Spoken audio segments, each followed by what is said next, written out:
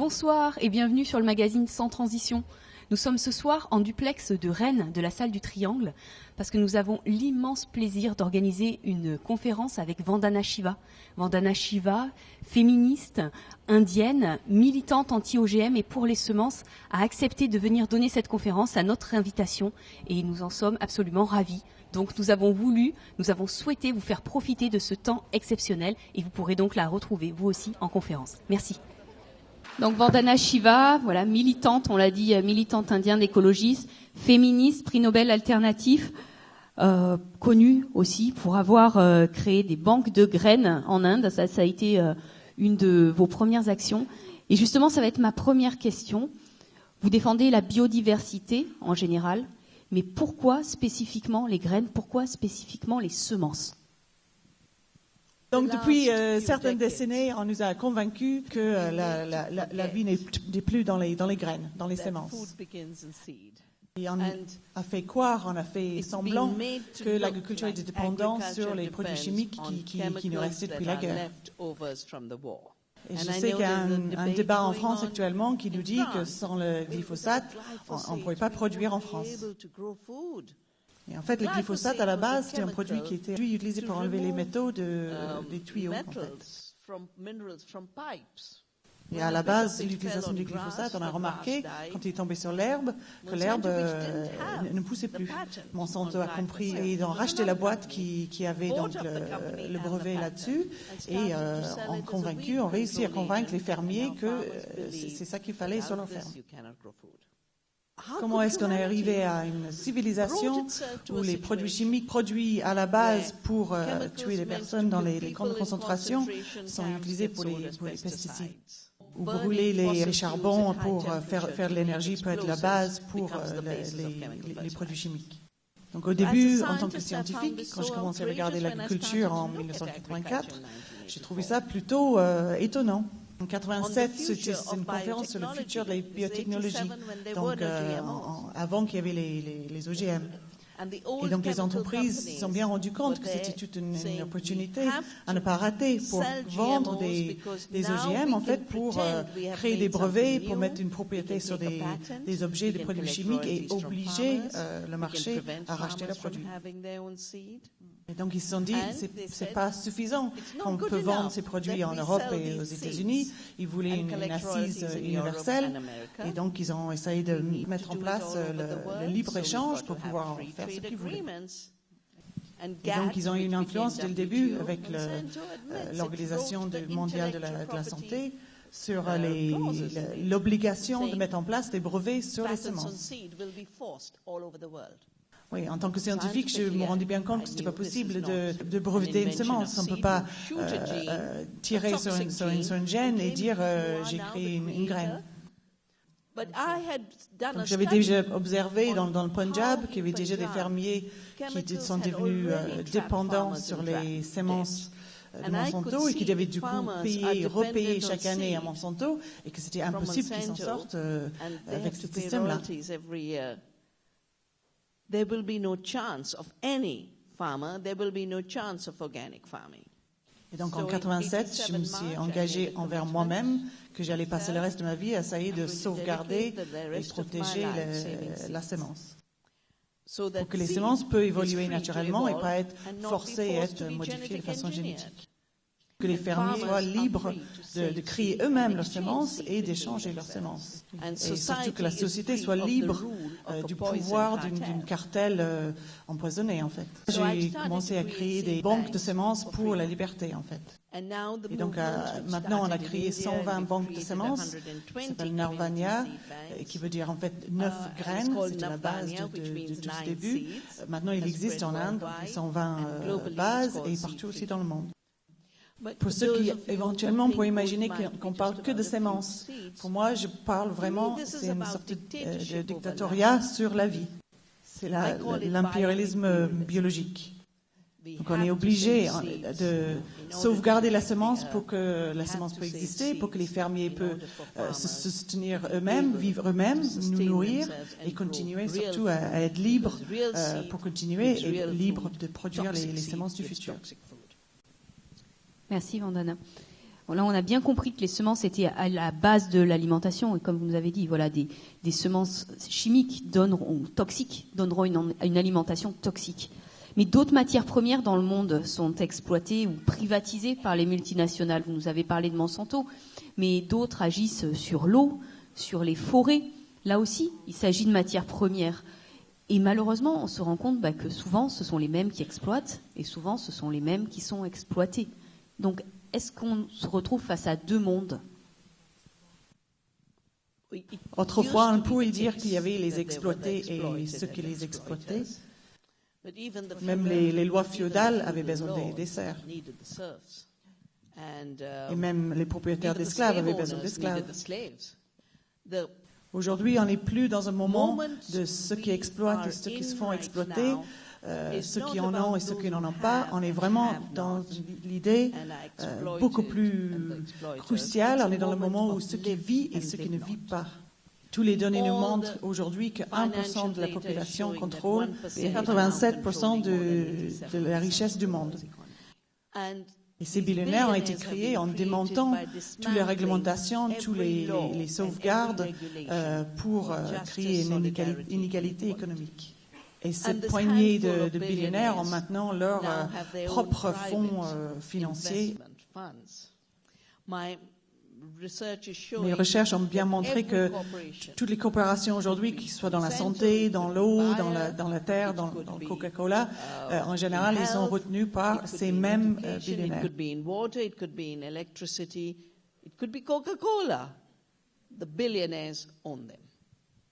And eux, forcément, c'est dans leur intérêt de pousser la société où à la place que ce soit les personnes qui ont leurs mains sur les biens communs, qui ont leurs mains accès libre à toutes les ressources, ils veulent que tout soit privatisé. Et ce qui nous appartient à nous en tant que peuple d'un lieu devient leur propriété pour que nous, on doit payer un loyer dessus. Ce que Monsanto essaie de faire avec la semence, c'est qu'ils ont pris une graine qui existait déjà, ils ont inséré un gène toxique dedans et ils l'ont vendu aux fermiers en disant maintenant vous me devez une redevance. Et M. Gates de Microsoft, il a pris des données des programmes publics comme basiques et l'a breveté. Et ensuite, il demande un loyer pour tous ces aspects de Microsoft. Ou on pense à Facebook. Vous pensez qu'il vous aide à vous faire des amis. Il relève toutes les données de 2 millions de personnes tous les jours et il l'utilise pour la matière première pour des ventes futures. Il a breveté les algorithmes qui sont capables de se rendre compte que moi j'aime le bleu par exemple. Et après il va le vendre à des entreprises qui vont essayer de me vendre toutes les choses bleues qu'ils ont, sauf que moi je ne fais pas trop le shopping. Mais effectivement, l'utilisation de M. Facebook, ce système de ramassage des données et que les matières premières sont transformées en données fait que quelqu'un comme Trump peut se faire élire. Les données de Facebook ont été prises et revendues, des données qu'ils ont prises sans vous demander. Ils ont vendu à une entreprise qui s'appelle Cambridge Analytica, des grands amis de Trump, et ils se sont basés sur 4 algorithmes pour analyser les données. Ceux qui détestent les femmes, les Afro-Américains, les migrants et les musulmans. Et voilà les données sur lesquelles a été basée l'élection en Amérique. Et il y a même un article qui dit alors peut-être le premier président créé par l'intelligence artificielle. Maintenant, on parle du big data comme le nouveau fuel du futur. Et mon entreprise préférée essaye de se lancer là-dedans également. Monsanto commence à parler d'exploiter la terre sans les fermiers, l'agriculture digitale avec des outillages d'espionnage agricole.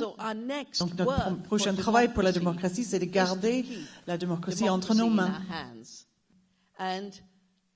La question actuelle des personnes jetables, dans le sens des ouvriers jetables, le fondateur de Facebook a donné un discours en disant que dans le futur, 99% des employés ou des personnes seront des personnes jetables.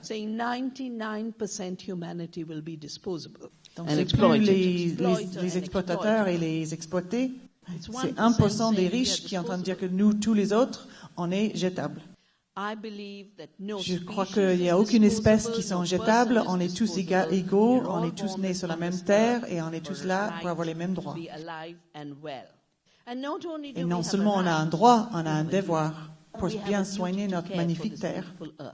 Donc les billionnaires, ils ont tout un programme comme quoi la Terre, c'est parti en déchets royaux et donc il faut déménager sur Mars.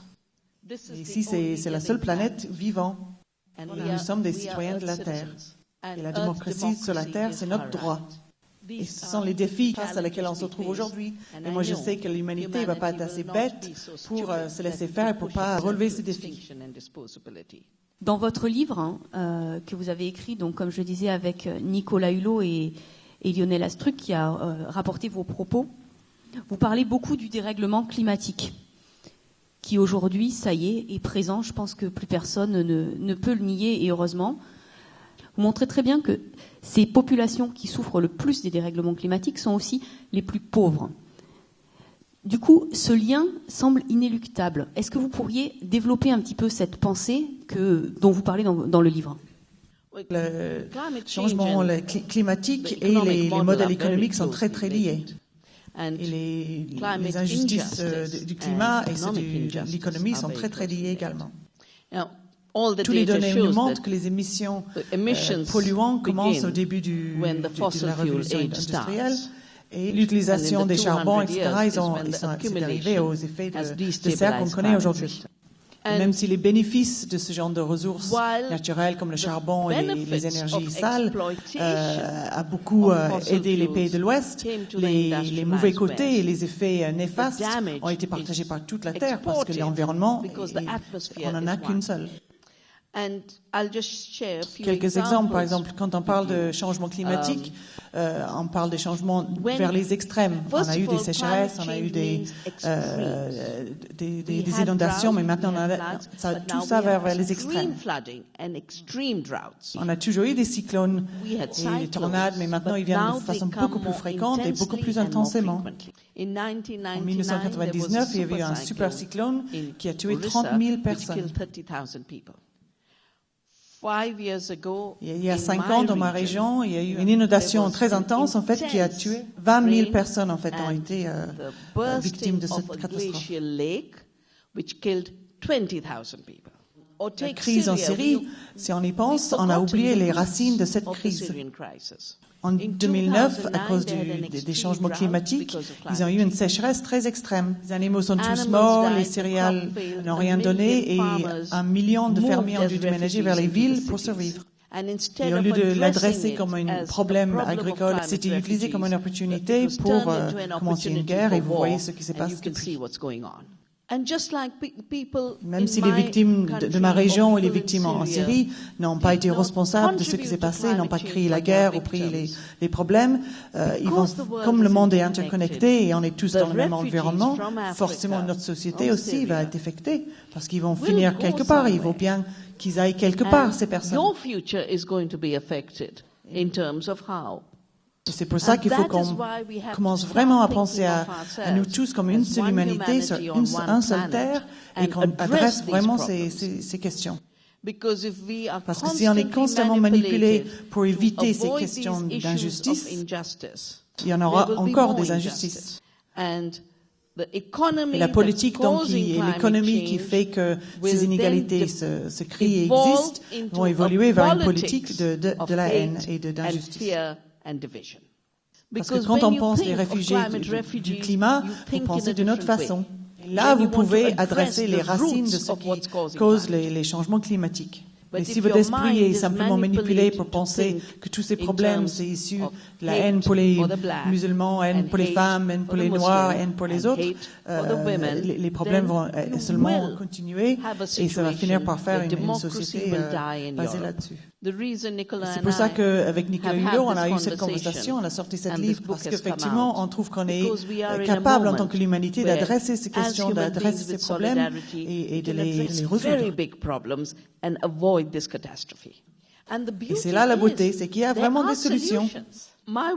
Mes recherches sur le sol et sur les terres, surtout, ont prouvé que l'agriculture biologique est capable d'absorber le trop-plein de CO2, effectivement, et de l'absorber. Et en fait, la solution le changement climatique aujourd'hui, c'est l'agriculture bio. Peut-on s'adresser à des pays émergents, comme l'Inde, dont vous venez, et leur dire non, vous ne pouvez pas vous développer sur le pétrole. Vous ne pouvez pas accéder à notre développement, avoir une telle industrie comme on l'a eu nous sur le pétrole, sur le charbon ou sur le gaz. Non, il faut passer aux énergies propres directement. Comment est-ce qu'on peut avoir ce discours-là? Comment est-ce qu'on peut les aider, les accompagner justement vers un développement qui soit propre directement? Là aussi, je crois qu'on n'est pas émergent. On a une économie, pas la même qu'ici, mais on a une économie. Ça veut dire gérer sa maison et on le fait depuis des milliers d'années dans tous ces pays. La colonisation des âges différents a créé son propre vocabulaire. Et la mission civilisateur de la colonisation était basée là-dessus. Et après, on a atteint la liberté et on a dit que nous aussi, on est des êtres humains. On a le droit à la liberté et à se gérer nous-mêmes. Et du coup, une fois qu'on était libre, on a dit qu'on était sous-développés. Il fallait nous appeler sous-développés pour qu'on puisse être exploités, pour qu'on puisse nous donner des prêts bancaires afin qu'on puisse devenir développés. Et du coup, une fois qu'on s'est fait envahir par les projets de globalisation et de mondialisation, du coup, on nous a nommés comme des pays émergents. Nous ne sommes pas émergents, mais les corporations internationales, ils ont besoin d'endroits où ils peuvent sous-traiter et délocaliser les travails et les tâches. Et c'est pour ça que la Chine est devenue l'usine du monde. Ramasser n'importe qui, c'est fait en Chine. Et même les téléphones Apple. L'Inde essaye beaucoup de suivre l'exemple chinois. Mais l'Inde est une démocratie. Et tout comme ici, vous avez eu un immense succès venant du peuple qui a dit non à l'aéroport.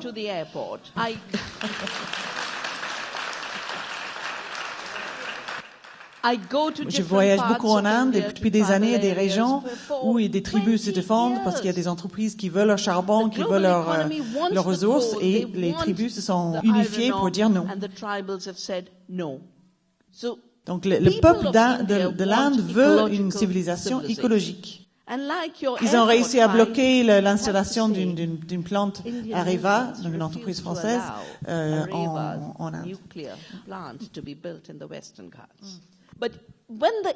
Mais quand le pouvoir est dans les mains de très peu de corporations, ils changent les gouvernements, ils ont une influence sur les gouvernements et les pouvoirs. Du coup, les gouvernements n'ont plus comme souci principal de s'occuper de leur population, mais de comment est-ce qu'ils peuvent encourager l'investissement. Pour d'un État de providence, vous avez un État corporatiste. Vous arrivez à un moment, il y a tellement d'inégalités avec les 1% qui ont toutes les richesses et les 99% qui n'ont rien, et à un moment, ils vont se soulever. Les États corporatistes doivent devenir des États de surveillance parce qu'ils ont peur déjà de leur propre peuple qui vont se soulever. Et même si ces effets se voient de façon inégale d'un endroit ou d'un autre, c'est vrai que si on laisse faire, on va devenir effectivement des sujets d'une société sans droit. Si on n'intervient pas, on laisse le gouvernement faire, on va laisser les corporations en fait guider complètement les gouvernements, nous dicter le fait que l'Inde a besoin de plus de charbon ou quoi qu'il veut dire. Et en conclusion, donc c'est le peuple qui doit décider où on développe. Et surtout, quand on parle du changement climatique, c'est les entreprises, les multinationales qui doivent attribuer la responsabilité pour les changements climatiques. Et donc, si une entreprise américaine utilise la Chine pour produire des produits, c'est cette empreinte qui doit être utilisée contre cette entreprise. Et on a surtout besoin d'un vrai changement fondamental dans le modèle économique qui intègre les véritables prix, le prix juste. Avec les vrais prix, les vrais calculs, tous les indicateurs, l'alimentation industrielle n'est pas le moins cher. Le nucléaire est pas cher avec les vrais prix, le charbon n'est pas le moins cher non plus. Et surtout, si on corrige ces inégalités et ces fausses prix, ces faux indicateurs, c'est un changement, mais c'est surtout, ça montre le choix des peuples. J'ai raconté que nous, on a construit une éolienne pour pas être dépendant sur l'électricité nucléaire. On a parlé vraiment des règlements climatiques. Vous avez parlé privatisation du vivant. Ça m'amène logiquement aux biens communs, parce qu'on a parlé de semences, on a parlé d'eau, on a parlé de forêt. Vous les appelez les biens communs. Vous dites, une entreprise ne crée pas de graines, une entreprise ne crée pas d'eau. Non, elle exploite ces biens communs. Du coup, est-ce qu'on pourrait imaginer un autre système de gestion, peut-être collectif, comme vous y tenez avec ce que vous appelez les peuples premiers, pour gérer ces biens communs et ainsi préserver à la fois la planète et les hommes qui vivent dessus? Si la vie est existant aujourd'hui dans la société, c'est parce qu'on a déjà bien géré les biens communs. Dans les années 70, une de mes premières implications dans un mouvement écologique, c'était avec un groupe de femmes qui voulaient arrêter qu'on coupe des arbres près de chez eux parce que ça avait des effets sur les rivières à côté de chez elles. Donc la forêt en tant que bien commun peut être protégée, et s'il est privatisé, il peut être exploité. Quand une rivière ou une fleuve est un bien commun, ça peut être partagé, ça peut être utilisé et protégé, et quand c'est un bien privatisé, ça peut être simplement exploité. Et quand la semence, pareillement, est un bien commun, ça peut être développé, ça peut épanouir, ça peut être protégé, et ça peut surtout s'étendre. Et quand c'est privatisé, les semences, vous avez 4 mêmes céréales, cultures en OGM partout, et vous avez 4 pauvres plantes qui créent la même chose et qui détruisent la biodiversité. Et ces cultures, au lieu d'être utilisées, ces cultures OGM, pour nourrir les personnes, ça sert pour mettre en esclavage les fermiers, pour les obliger à acheter les semences, les matériels, les tracteurs et tout un cycle. Donc les biens communs font la vie. Même les biens communs sociaux comme le système de santé, le système d'éducation. La salle ici, comme le triangle, est possible parce que le système ici à Rennes pense que la culture publique est possible. Et dès que ce genre de bien commun est privatisé, à chaque fois, c'est la mort pour les biens communs. Donc il y a 3 piliers de la société. Le gouvernement, l'État, les entreprises qui sont maintenant en train d'être remplacées par les multinationaux. Et le pilier le plus important dont on parle le moins, c'est la communauté, la société. Les individuels ne gèrent pas les biens communs, c'est les communautés qui les gèrent. Ce sont les ressources de la communauté. Et non seulement sur notre travail sur le terrain, on a repris le droit sur les biens communs comme les semences, la forêt et l'eau. Dans certains traités internationaux, on a même réussi à insérer l'idée des droits communs dans ces traités. Quand on travaille sur le traité international pour la protection de la biodiversité, chaque fois qu'on évoquait la communauté, les négociateurs du côté américain, qui étaient souvent des employés de Monsanto, devenaient tout rouges et disaient ils se fâchaient, il n'y a pas de communauté, il n'y a pas de communauté. Thatcher a dit la même chose. Elle a dit il n'y a pas de communauté ici. Et donc, pour reprendre les biens communs, il faut qu'on se rappelle que nous sommes interconnectés. Nous ne sommes pas des atomes. Pour vous aussi, les femmes, la place de la femme au chevet de cette biodiversité est extrêmement importante. Donc, je voudrais savoir en quoi est-ce qu'elle se traduit en Inde, par exemple, à Navdanya, dans votre association. Comment est-ce que vous l'imaginez? Moi, j'ai grandi en sachant qu'on faisait partie de la nature. Et j'ai jamais accepté une science ou une physique qui disait que la nature était une matière morte. C'est pour ça que j'ai choisi à faire des études dans la science des physiques quantiques. Et donc ça, c'est une étude qui reconnaît que tout est interconnecté, rien n'est séparé.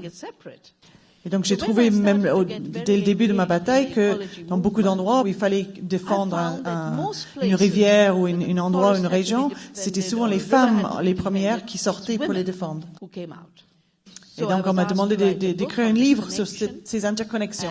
Ça s'appelle Rester en vie.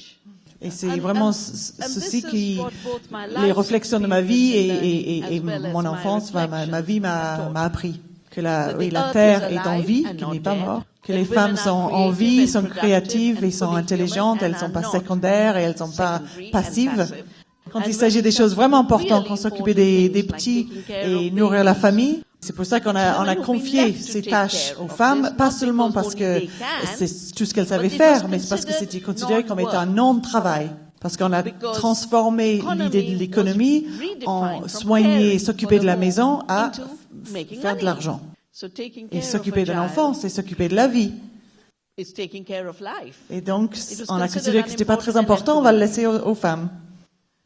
So Et today, comme on a what's laissé ça dans les mains happening, of course, des it was femmes, left to women. maintenant They les hommes don't doivent know how to apprendre do it, des so we femmes. have to learn from them. And Et c'est because beaucoup de it's cultures indigenous culture, indigènes qui a reconnaissent lot que of la terre our est notre book is mère, en about fait. this. It's indigenous cultures which recognize the earth is our mother. Et maintenant que la And so, société as industrielle doit industrial se society retourner has to vers make a la nature, il transition, doit se retourner it needs vers to ces turn to populations indigenous indigènes cultures qui n'ont that jamais never oublié que la forgot terre that était the notre earth mère, is parce living. qu'eux, ils doivent And learn réapprendre how to live in que a la terre living est notre earth. mère. Pour So moi, il n'y a there's pas no de genetic réductionnisme reductionism génétique qui dit que women les femmes sont intrinsèquement liées à la nature du fait de leur gène. On est fait tous partie de la nature. Les hommes et les femmes ont le potentiel de prendre soin de l'un de l'autre. Et c'est surtout ces valeurs de prendre soin les uns des autres et de partager entre nous qui sont aujourd'hui essentielles pour une transition vers le futur. Et on n'aura jamais un futur si on est égoïste, si on est haineux et on n'a pas les compétences pour un futur. Conquérir, c'est pas le futur, c'est l'amour. Merci beaucoup Vandana pour ce discours qui va bien au-delà de l'écologie et qui réchauffe le cœur.